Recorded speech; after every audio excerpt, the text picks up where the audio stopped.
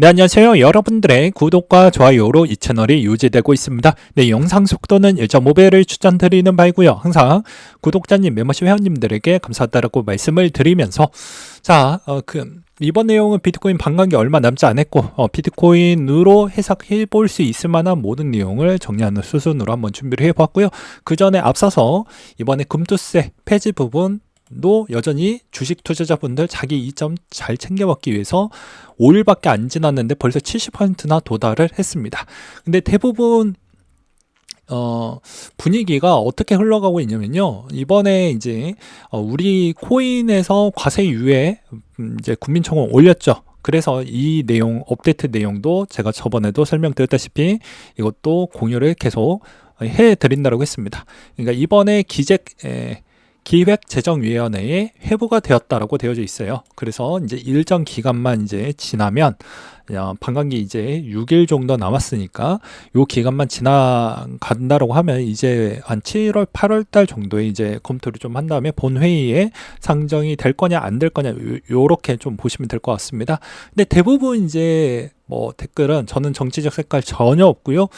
보게 되면 아무래도 이 과세 유예 부정적인 쪽에서 대부분 이제 과반수를 좀 가져가기 때문에 아마 어렵지 않겠냐라는 의견들이 좀 많이 있지만 저는 이렇게 좀 답변을 드리고 싶습니다. 일단은 너무 부정적인 것보다 우리가 할 수 있는 것에 대해서 최선을 다하고 그 다음에 결과를 기다려보는 게 저는 바람직하지 않냐라고 생각이 들어요. 그렇지 않고 이미 답을 정해놓고 본다라고 하면 저도 이런 뭐 청원 캠페인 같은 거 아예 안 했겠죠. 그래서 우리에 있는 권리 장치 좀 챙겨 먹고 그리고 우리에 있는 목소리를 꾸준하게 낸다라고 하면 언젠가는 귀를 막고 있다라고 해도 국회의원 모든 분들이 귀를 그래도 좀 열어놓고 들으려고 하는 자세 정도까지는 좀 갖추지 않겠냐라고 생각을 들었고요. 그 다음에 이 부분부터는 저의 아주 주관적인 생각인데, 자, 이번에 이제 여기 금융투자소득 부분은 저번에도 이야기를 했지만 상위 카테고리입니다. 여기에 주식도 들어가고요. 코인도 똑같이 적용을 합니다. 5천만원 공제 코인만 해주는 게 아니죠. 그리고 5년 소인통산도 다 금투세의 상위 카테고리에 있기 때문입니다.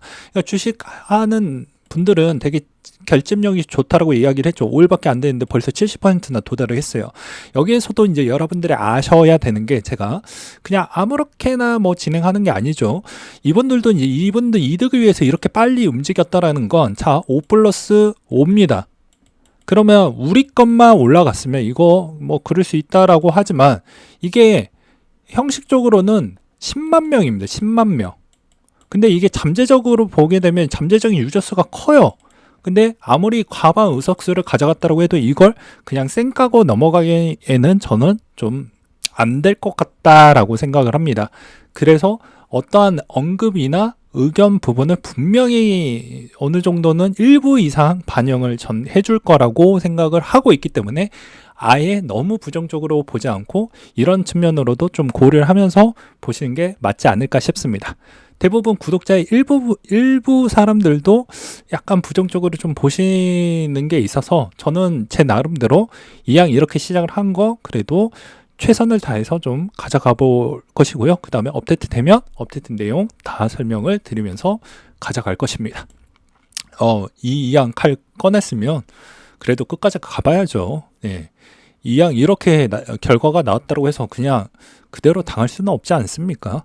그리고 저는 정치적인 색깔 없고 여러분들의 있는 이득과 권리 그리고 너무 말도 안 되는 프로세스에서 무조건 세금만 내라는 형태가 너무 말이 안 된다는 겁니다. 우리나라 선진국이라고 했는데 선진국에서 그 어떤 나라에서도 이런 말도 안 되는 형태로 그냥 무작위 형태로 세금 내라고 하는 동네는 없어요. 그래서 우리는 부분을 최대한 여러분들에게도 피해 없이 최대한 챙겨드리려고 저도 이거 시작을 했기 때문에 좀 좋게 좀 봐주시길 바라겠습니다. 또 서론이 너무 많이 길었죠? 예, 본 내용으로 좀 넘어가도록 하겠습니다.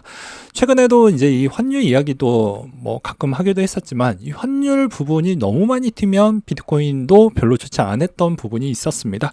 그 이유는 무엇이냐면요, 2020년도 때를 보게 되면요, 이때부터 좀 올라가는 시점을 볼 수가 있는데 이때도 좀 많이 튀었죠. 그리고 요 22년도 때도 많이 튀었습니다. 물론 다 여러 가지 복합적인 요소도 있지만 대부분 환율이 너무 많이 올라간다고 하면 비트코인도 그렇게까지 좋지 않은 형태를 많이 보여주었기 때문에 이 점도 좀 볼 필요성은 있다라고 말씀을 드리고 싶고요. 그러면 어떻게 봐야 될까요? 자, 최근에 이제 나왔던 가장 핫한 이슈 중에 하나는 이 이란과 이스라엘 전쟁 심화에 따른 공포감 때문에 여러 가지 환율에 따른 변동성이 좀 생겼고, 그게 오히려 비트코인에게도 미치는 영향 강도가 좀 생겼다라고 볼 수가 있게 되겠는데요. 여기에서 여러분들이 이제 기본값을 아셔야 되는 것 중에 하나는 ETF의 유입량이 주말에는 거래가 되지 않습니다. 그러다 보니까 선물의 취약적인 요소에서 약간이라도 좀 안 좋게 가면 이런 내용으로도 충분히 좀 흔들릴 수 있다라는 것도 좀 없지 않아 있겠고요. 그 다음으로 이제 추가적인 요소는 아무래도 이 프리미엄 추이가 이제 버티다가 못 버텼다라고 저는 생각을 합니다. 3%대까지 또 떨어지다가 이번에 또 추가 하락이 나와 줌으로써 다시 한번 김프가 10%대까지 올라왔긴 했지만, 기존은 이제 3% 추이대까지 왔었을 때에 따른 부분을 본다라고 하면 여전히 매수세가 버텨줄 수 있을 만한 정도는 좀 더 조조해졌구나라고 저는 생각이 들었기 때문입니다. 그래서 이번 형태에서도 저도 마찬가지로 이번 형태 추이에서는 오히려 이런적인 안 좋은 패턴이 나왔을 때마다 우리는 반대적인 행동을 좀 취하는 게 맞지 않을까 싶습니다. 결국엔 시간과의 싸움이고, 매일을 되게 촘촘하게 이렇게 보고 있으면 되게 공포감이 많이 있지만 그냥 좀 더 유연하게 좀 보시고요. 좀 더 길게 보신다고 하면 이런 거를 품을 줄도 알아야 되고요. 그리고 이겨낼 줄도 알아야 된다라고 저는 생각을 하고 있는 실정입니다. 그래서 여기서도 이제 지난 2020년도 1월 달에 김프 변동률과 차트, 가격 변동률 차트를 볼 수가 있는데 그만큼 변동성이 많이 생겼고 많이 움직였다라고 볼 수가 있겠죠. 마찬가지로 이때도 그런 형태를 보여주고 있기 때문에 이번에 조정 부분에서도 충분히 또 적극적으로 계속 개수를 모아가는 형태라고 하면 전 나쁘진 않는 결과값이라고 생각을 합니다. 그래서 비트코인이나 이더리움 추이를 좀 생각을 해보면 여전히 전 괜찮다고 보는 입장이고, 왜 이더리움이 이렇게까지 많이 떨어졌냐라고도 설명하면 아무래도 대부분 이제 이더리움의 합의 메커니즘을 이제 진행하려고 하는 그런 프로젝트들이 많이 생겼잖아요. 거기에 있는 이제 리스테이킹 기반에 있는 코인들이 대부분 그쪽에 있는 가격의 변동성 추이가 이더리움에 따른 변동성 추이를 좀 많이 키웠고, 그 다음에 에테나 쪽도 이제 막 비트코인이나 이런 것까지도 많이 해서 복합적인 자산을 좀 가져가면서 스테이블 코인에 있는 주요 역할제로 좀 가려고 했지만 비트코인의 변동성이 또 생기면서 또 오히려 이더리움을 좀 더 변동성을 더 많이 키우지 않았냐라고 저는 생각을 하고 있는 실정입니다. 그러면 여기에서도 이제 마찬가지로 비트코인의 반감기 시점에서는 여전히 변동성이 좀 생길 수밖에 없어요. 그리고 알트코인이 여전히 많이 내려왔죠. 이 내려와져 있는 이 가운데에서도 이 시점에서 전체적인 알트코인을 본다라고 하면 여전히 이 시점에서 무섭지 말고 좀 더 내가 좋아하는 알트코인을 담는 시점이 더 맞지 않을까라고 저는 보고 있는 실정입니다. 그리고 언제나 수익이 나오면 익자라는 게 전 맞다라고 보는 입장입니다. 왜냐? 아직 시즌은 끝나지 않았다라고 보는 이유 중에 하나는요, 여전히 비트코인 좀 더 올라갈 수 있을 만한 매개체에 있는 거리들과 호재 부분이 아직도 많이 남아져 있다라고 저는 생각을 하고 있는 실정이고요. 여전히 도미넌스도 꾸준하게 올라가지고 있는 모습을 볼 수가 있었기 때문입니다. 이제 여러 가지 내용 중에 하나는 아무래도 임팩트 있는 내용, 이 호주에서 이루어지고 있는 현물 ETF와 홍콩에 있는 현물 ETF, 이런 부분이 아직도 긍정적으로 저는 좀 작용을 할 것이다라고 볼 수가 있겠고요. 그 다음에 이번 형태에서도 이제 블랙록이 이번 AP 부분을 좀 더 확장을 가져갔잖아요. 뭐 골드만삭스까지 늘려놨으니까 더욱더 판매가 활성화될 것으로 기대를 하고 있기 때문에 아무래도 순유입량이 좀 더 늘어날 것 같다라고 기대감을 갖고 있는 실정입니다. 그리고 이제 알트코인에 있는 전략적인 추이는 여기서 이제 신규 진입을 하려고 하는 전략적인 추이도 설명을 좀 드리려고 하는데요. 아무래도 이 구간에서 좀 많이 조정이 나왔기 때문에 걱정하지 마시고 여기서도 주력 패턴에 있는 애들 위주로 공격적으로 매입을 해보는 게 전 맞다라고 보는 입장입니다. 물론 여기에 너무 많이 승부처를 던지는 건 내가 얼마나 학습량이 되어져 있느냐에 따라서 결과값이 달라지기 때문에 그 시드를 적절한 부분을 충분히 검토를 한 뒤에 꼭 하시길 바라겠고요. 이제 여기에서도 보게 되면 대부분 민코인 안에서도 여전히 답이 있습니다. 이제 BRC20 토큰 저번에도 설명을 했죠. 반감기 이후에 여전히 채굴회사들에 따른 수익성을 어느 정도 보존해 주어야 되기 때문에 상위에 있는 탑티어 1등하고 2등 정도만 가져가라. 왜 그러냐? 카테고리 안에서도 카테고리가 따로 분류를 해서 가져간다라고 하면 그 생태계가 다 죽을 수는 없습니다. 당연히 어느 정도 생태계를 유지하기 위해서 카테고리 1등, 2등 정도에 있는 알트코인들은 그래도 어느 정도는 잘 돌아갈 수밖에 없다라고 말씀을 드리고 싶고요. 여전히 AI 쪽도 저도 마찬가지로 보고 있는 시장입니다. AI 이제 조만간에 한 5월, 6월달 정도가 나온다고 하면 아무래도 더 좋은 이야기가 계속 나올 것입니다. 왜냐?